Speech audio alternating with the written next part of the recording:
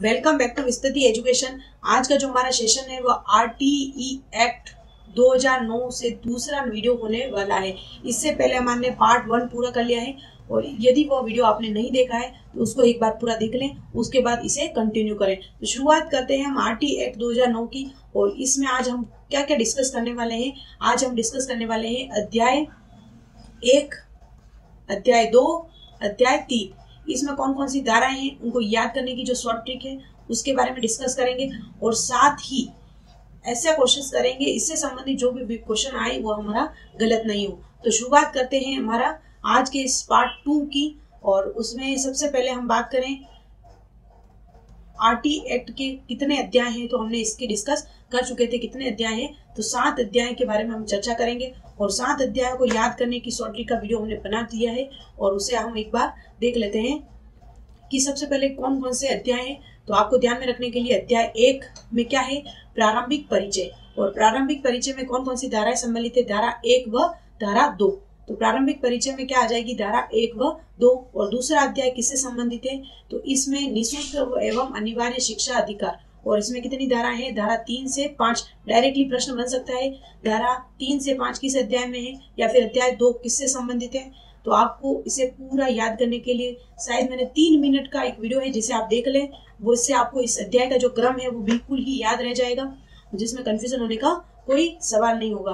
तो सबसे पहले अध्याय 3 और इसकी बात इसमें किसकी, केंद्र, राज्य, स्थानीय सरकार और अभिभावक के दायित्व की बात करते हैं 6 से 11। आज का जो हमारा पाठ है वह अध्याय 1, 2 और अध्याय 3 से संबंधित होने वाला है और इन तीनों को हम पूरे डिटेल से देखेंगे और इसमें जो धाराएं हैं उनको याद करने की जो शॉर्ट ट्रिक है उसका भी हम डिस्कस करने वाले हैं। तो शुरुआत करें उससे पहले धारा 4 जो हमारा नेक्स्ट वीडियो होगा केवल अध्याय 4 से होगा, क्योंकि इसमें सबसे ज्यादा धाराएं हैं और मोस्टली प्रश्न बनने की संभावना यहाँ से ही होती है।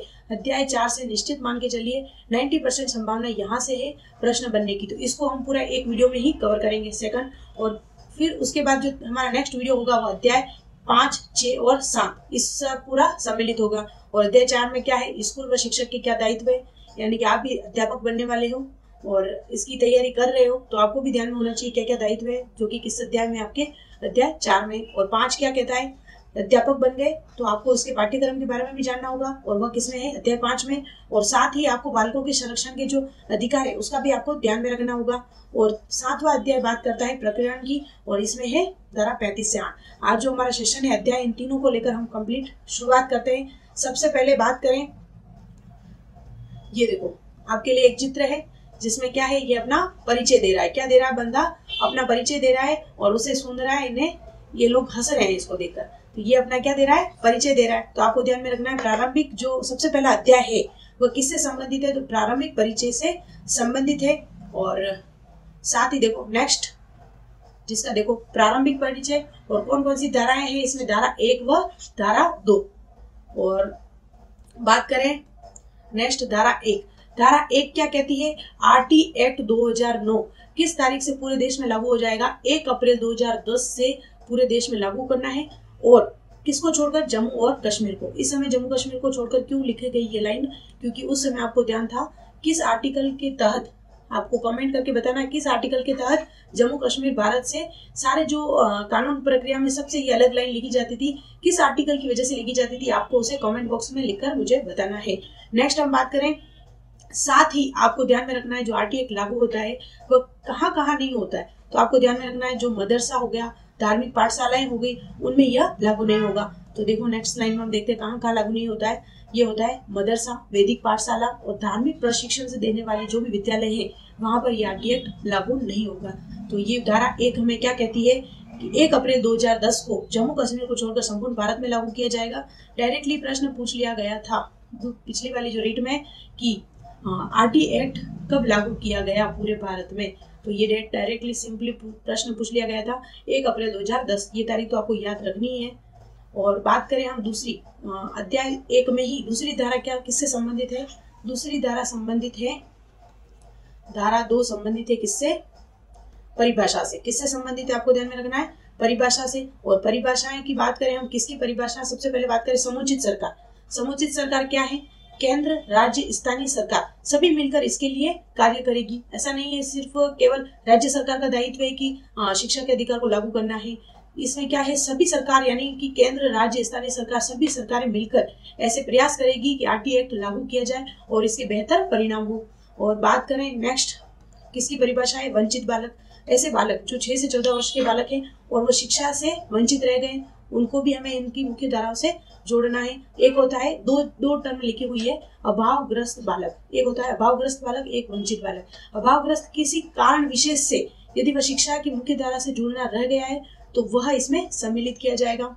और हम बात करें नेक्स्ट परिभाषा किसकी लिखी गई है, एक लिखी गई स्थानीय अभिभावक। और स्थानीय अभिभावक का तात्पर्य क्या है, कोई विद्यालय है और विद्यालय के आसपास का जो क्षेत्र है उससे संबंधित जो भी पास में अभिभावक है उससे क्या आशय लिया गया है, स्थानीय अभिभावक।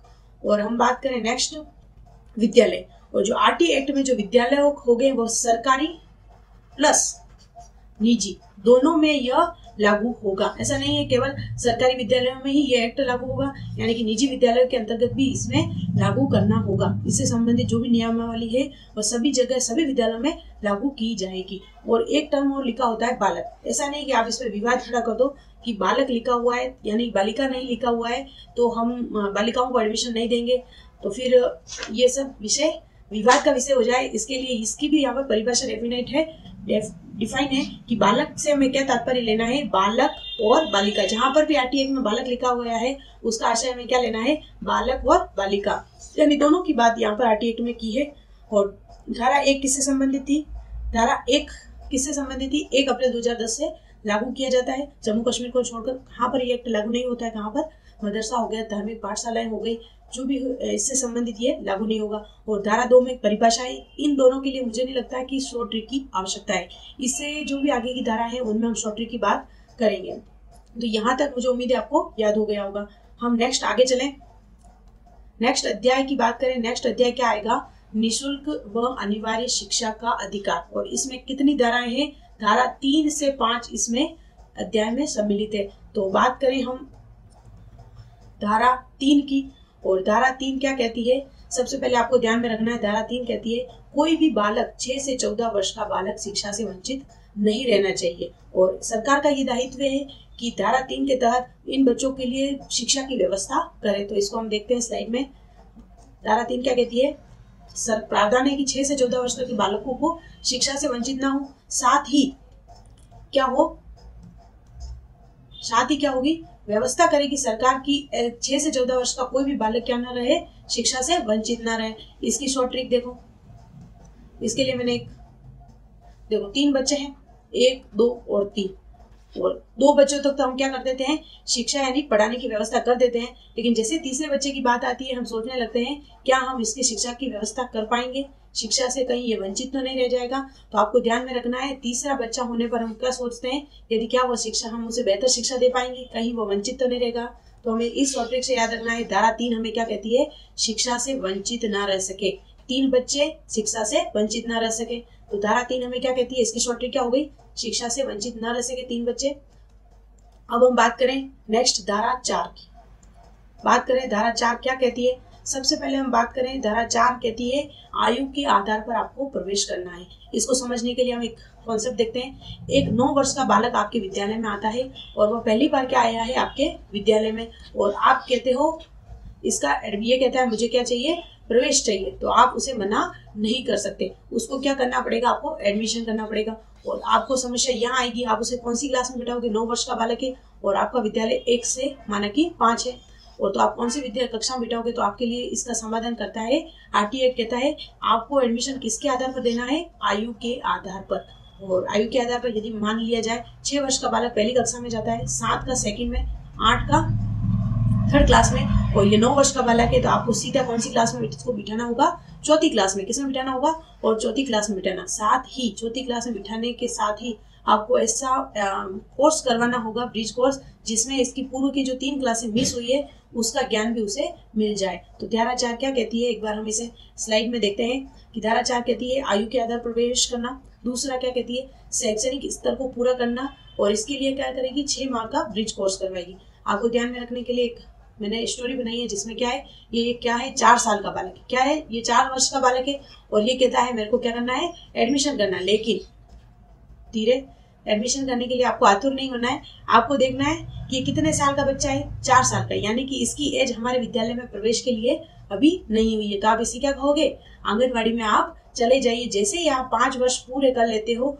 तो आपका हमारे विद्यालय में आयु के आधार पर आपका प्रवेश किया जाएगा। तो आपको इस स्टोरी से याद रखना है कि धारा 4 यानी 4 साल का बच्चे को आप किसके आधार पर प्रवेश दे सकते हो, आयु के आधार पर प्रवेश दे सकते हो।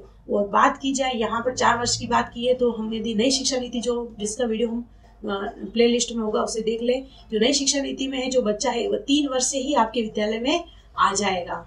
लेकिन जो वर्तमान का जो परिप्रेक्ष्य है उसमें वो 5 वर्ष के बाद ही आपके विद्यालय में प्रवेश करता है। लेकिन नई शिक्षा नीति में शायद कुछ ना कुछ अलग से बदलाव होंगे, उसको हम आगे और देखेंगे। आपको याद एग्जाम की दृष्टि से याद रखना है, धारा 4 में क्या है, आयु के आधार पर प्रवेश। निश्चित तौर पर हमने यहाँ तक अब एक बार फिर से रिवाइज कर लेते हैं।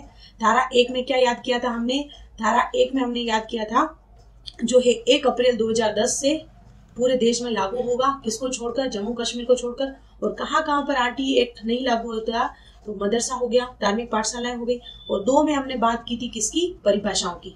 और कौन कौन सी परिभाषाओं की बात की थी, समुचित सरकार हो गया, स्थानीय अभिभावक हो गया, वंचित बालक हो गए, इनके बारे में। और 3 बच्चों से हमने याद किया था, 3 बच्चों को किससे वंचित नहीं होना चाहिए, शिक्षा से वंचित नहीं होने चाहिए। धारा 1 व 2 दोनों किस अध्याय से है, अध्याय 1 से। आप भी इस तरह लिखकर याद करें, निश्चित तौर पर आपको याद होगा। और धारा 3 में क्या है, शिक्षा से वंचित, यानी 3 बालक थे और शिक्षा से वंचित न रह सके। और धारा 4 क्या है, आयु के आधार पर प्रवेश, आयु के आधार पर प्रवेश। 3 और 4 आगे हम और कंटिन्यू करेंगे इसको। अध्याय 2 में कौन कौन से और ऐड होगी, 5, 6, इस तरह हम इसे याद करेंगे। आगे चलते हैं, धारा 4 तक हम यहाँ तक पढ़ चुके हैं। नेक्स्ट बात करें हम धारा 5, किसकी बात करें, धारा 5। और धारा 5 क्या कहती है, यदि माना धारा 5 क्या कहती है, सबसे पहले यहाँ पर आप समझने का प्रयास करें। धारा 5 कहती है यदि एक कोई बालक है और इस बालक का कहीं पर करना है, यानी कि इसके या तो किसी कारणवश पिताजी का ट्रांसफर हो गया, किसी कारणवश अभी ये विद्यालय उदयपुर में पढ़ रहा है, लेकिन किसी कारणवश इसे जाना पड़ा जयपुर। और सत्र का कौन सा महीना चल रहा है, अभी माना अपना चल रहा है नवंबर चल रहा है। और यहाँ पर यह भी कौन सी क्लास में है, 4th क्लास में। तो ऐसा नहीं है जैसे ही आप जयपुर जाओगे, जयपुर इसके पिताजी जाते हैं, और ऐसा नहीं है कि पूरे सत्र जब तक जुलाई नहीं आएगा और उसका पिताजी वेट करेंगे कि यहाँ पर आने पर मैं इसे 4th क्लास में पुनः पढ़ाऊंगा, ऐसा नहीं है। धारा 5 कहती है बालक का यदि स्थानांतरण होता है तो उसके अधिकारों का भी स्थानांतरण होगा। क्या कहता है, बालक का यदि स्थानांतरण होता है तो उसके अधिकारों का भी क्या होगा, स्थानांतरण। यानी कि आपको उसे 4th क्लास में जयपुर में भी एडमिशन देना होगा, और स्थानांतरण संबंधित आप उसके अधिकारों का भी हस्तांतरण करेंगे। धारा 5 क्या कहती है, हम स्लाइड में फिर से देखते हैं पूरे डिटेल से। सबसे पहले कहती है यह स्थानांतरण से संबंधित बालक के विद्यालय स्थानांतरण के साथ बालक के सभी स्थानांतरण किया जाए, यानी कि बालक के अधिकारों का भी स्थानांतरण किया जाना चाहिए। इसके लिए शॉर्ट ट्रिक क्या है, देख, सबसे पहले ये बच्चा है और ये बच्चा जाता है, इस विद्यालय में जा रहा था, उसे यहाँ पर जाना है, तो क्या करेगा, इसमें जिस क्लास में वह पढ़ रहा था, माना कि वह इसमें 8वीं क्लास में पढ़ रहा था, तो इसका स्थानांतरण किया जाएगा यहाँ पर, और यहाँ पर जा रहा है तो इसका शॉर्ट ट्रिक के लिए मैंने आपको बताया था, आपको क्या करना है, आप उस बच्चे को क्या कहोगे, कोई बात नहीं, हम आपका क्या कर देंगे, स्थानांतरण, लेकिन आपको क्या देनी होगी, गुरु दक्षिणा। और गुरु दक्षिणा में क्या मांगना होगा, आप ऐसा नहीं वहां से 10-15 लाख रुपए मांग लो, गुरु दक्षिणा में आपको सिर्फ मांगने हैं 5 रुपए। कितने रुपए मांगने हैं, 5 रुपए। और धारा 5 क्या कहती है, स्थानांतरण, यानी कि गुरु दक्षिणा में, यानी उसका स्थानांतरण हो रहा है और आप उसे क्या ले रहे हो, गुरु दक्षिणा में कितने रुपए ले रहे हो, 5 रुपए। तो आपको याद रखने के लिए शॉर्ट ट्रिक है कि धारा 5 क्या कहती है, स्थानांतरण से संबंधित अधिकार भी हस्तांतरित किए जाएंगे। तो धारा 5 आपको याद हो गई है। और नेक्स्ट बात करें हम अब अध्याय 3 की। अध्याय 2 तक हम बात कर चुके हैं, फिर से एक बार रिवीजन करते हैं। अध्याय 1 में कितनी धाराएं हैं, 1 व 2, और अध्याय 2 में कितनी धाराएं हैं, 3, 4, 5। तो 3, 4 और 5। धारा 1 किससे संबंधित है, आरटीई एक्ट को लागू करने से। किससे, कब से लागू होता है, 1 अप्रैल। 2 किससे संबंधित है, परिभाषा से। और तीसरी है अध्याय 2 क्या, सबसे पहले अध्याय 1 क्या है, प्रारंभिक परिचय। दूसरा अध्याय क्या था, निःशुल्क व निःशुल्क व अनिवार्य शिक्षा का अधिकार से। और 3 में क्या है, शिक्षा से वंचित न रह सके। और 4 में हमने छोटी क्या देखी, 4 साल का बच्चा है उसको आयु के अनुसार प्रवेश देना है, तो आयु के अनुसार प्रवेश। और धारा 5 रुपए की क्या है, दक्षिणा यानी स्थानांतरण। तो आप इस तरह से कीवर्ड को याद में रखकर पूरे आरटीआई को याद रख सकते हैं, बार बार रिवाइज करें, वैसे तो आपको इसी क्लास में याद हो जाएगा। और धारा अध्याय 3 किससे संबंधित है, समुचित सरकार व माता पिता के कर्तव्य। तो डायरेक्टली प्रश्न पूछ लिया जाएगा किस अध्याय में समुचित सरकार व माता पिता के कर्तव्य, तो अध्याय 3 में। फिर कौन सी धारा में सम्मिलित है, 6 से 11 तक हमें इसमें पढ़ना है। और शुरुआत करें सबसे पहले, धारा 6 क्या कहती है, तो धारा 6 कहती है विद्यालयों की स्थापना करना। इसको हम पहले नॉर्मली समझते हैं, विद्यालयों की स्थापना करने से संबंधित धारा 6 है। और विद्यालयों की स्थापना कहाँ करनी है, सबसे पहले कहाँ विद्यालयों की स्थापना से संबंधित है और कहाँ पर करनी है, तो आपको ध्यान में रखना है 1 से 5वीं यानी प्राथमिक विद्यालय कहाँ खोलने हैं, 1 से 1.5 किलोमीटर के अंतर्गत खोलने।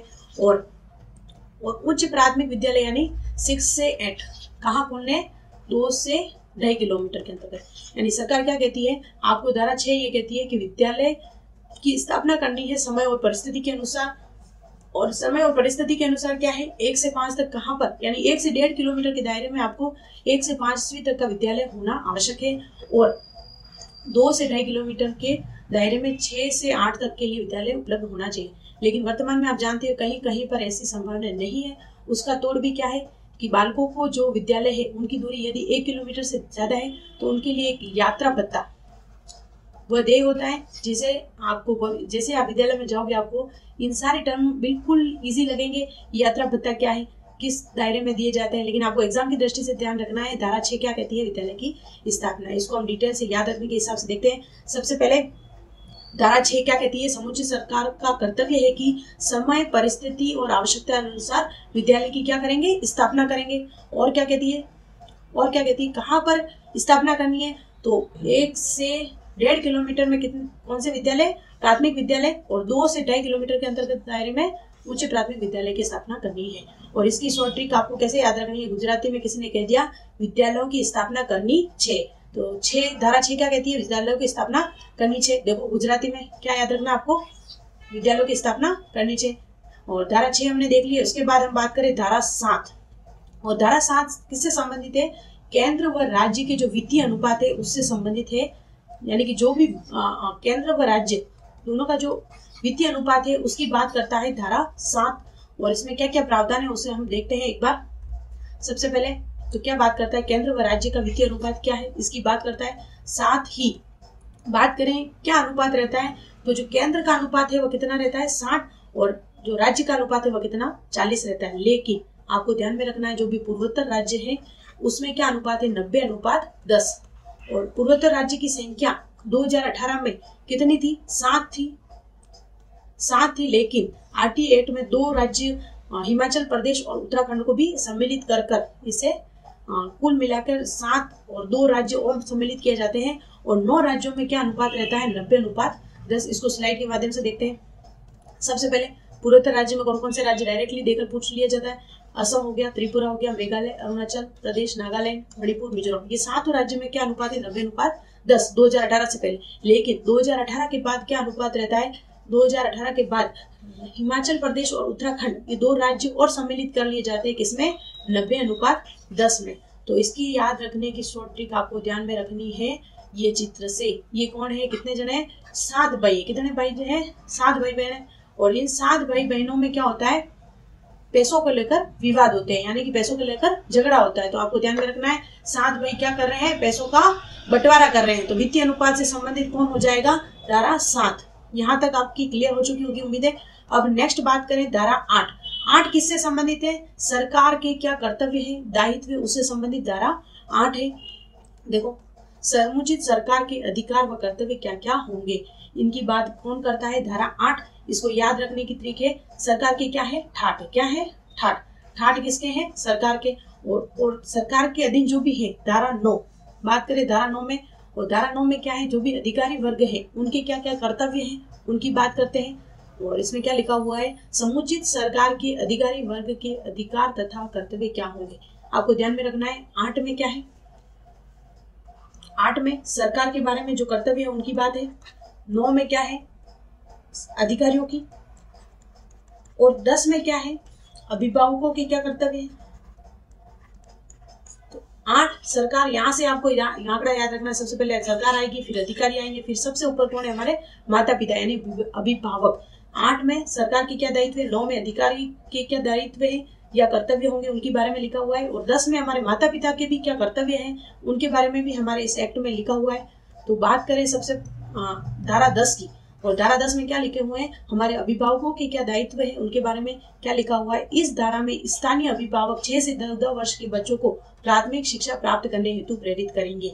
जो भी फर्स्ट ग्रेड का एग्जाम हुआ था पॉलिटिकल साइंस में जीके में जो टॉपिक है आरटी एक्ट, उसमें डायरेक्टली ये प्रश्न पूछ लिया गया था, अभिभावकों के जो कर्तव्य है 6 से 14 वर्ष तक के बालकों को जो शिक्षा प्रदान करना है वो किस धारा से संबंधित थे। ऑप्शन दे दिया गया था 7, 8, 9, 10। तो आपको यदि याद है सबसे ऊपर कौन है, हमारे माता पिता। इनको याद रखने का ट्रिक ये है 8, 9, 10। 8 में किसके ठाट है, सरकार के, फिर 9 अधिकारी वर्ग के, 10 में हमारे सबसे ऊपर कौन है, माता पिता अभिभावक। तो इस क्रम में आपको याद रखना है सरकार, अधिकारी और अभिभावक।